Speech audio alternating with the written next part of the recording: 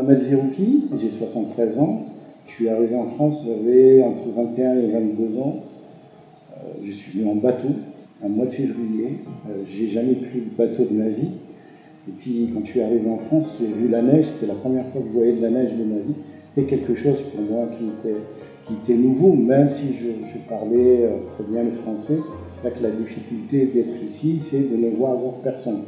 Pas de famille, pas d'amis, pas de connaissances. Et la difficulté, elle est là, c'est de trouver du travail, c'est de trouver où se loger, etc. Ça n'a pas été facile.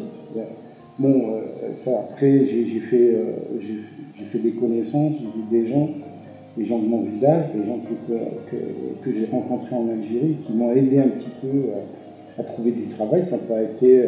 bon, il est vrai que j'ai eu la chance de ne pas travailler à l'extérieur, travailler en usine, faire des travaux qui étaient manuels, mais qui n'avaient pas une grande difficulté. Et je suis tombé dans les années 68 avec cette révolution culturelle, des étudiants, où j'ai eu la chance, sur un concours, de rentrer à la fac et de faire carrière sociale. Et dans les carrières sociales, je suis sociologue de formation et j'ai fait l'IEP en même temps. Ce qui fait qu'à la sortie de mon cursus estudiantin, je suis devenu directeur de maison de ma culture. Et j'ai fait ça pendant presque 20 ans. Voilà, tout mon cheminement s'est fait à partir de là.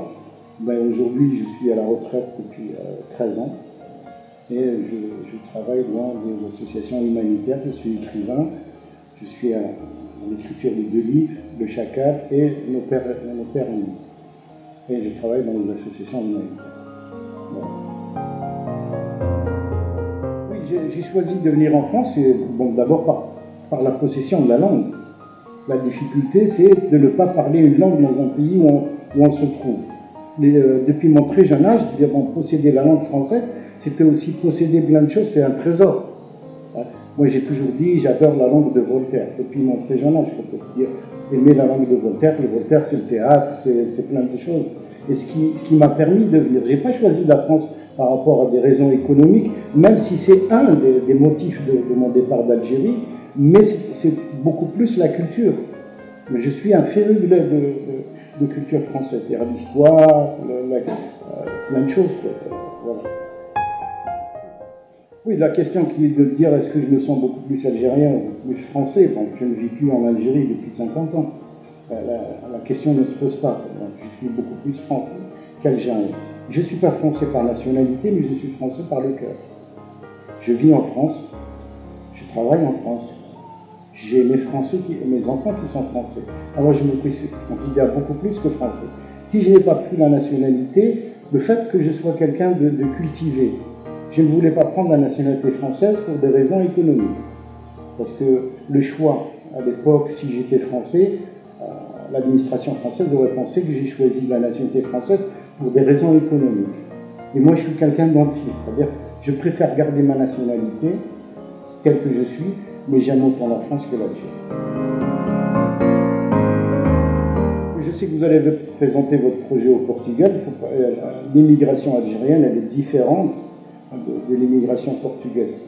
Pour des raisons culturelles, des raisons historiques et pour des raisons religieuses.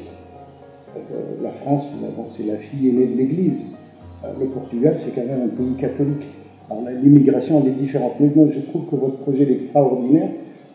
Si l'immigration africaine, maghrébine ne s'est pas intégrée, mais bon, le problème, c'est pas qu'ils n'ont pas voulu intégrer, c'est que les moyens ne leur ont pas été donnés pour pouvoir s'intégrer normalement.